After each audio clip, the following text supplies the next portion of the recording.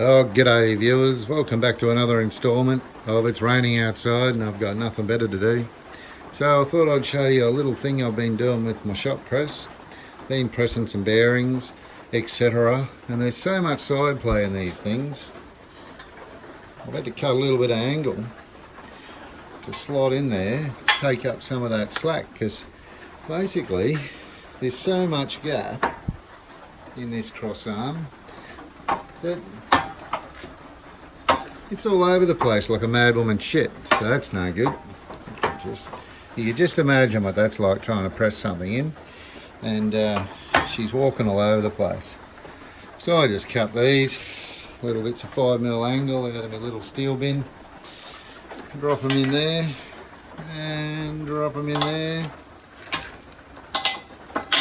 and takes the play right out of it. Just not tight enough to bind up, but it brings it down nice and smooth. That's all you need. You could probably even epoxy those in, or a little magnet or something I'd do, but she'll be right for now. Anyway, hope this has given you something to think about next time you're trying to press something and it's walking in wrong from your crappy little Chinese press. Anyway, hope you're enjoying your day. Later.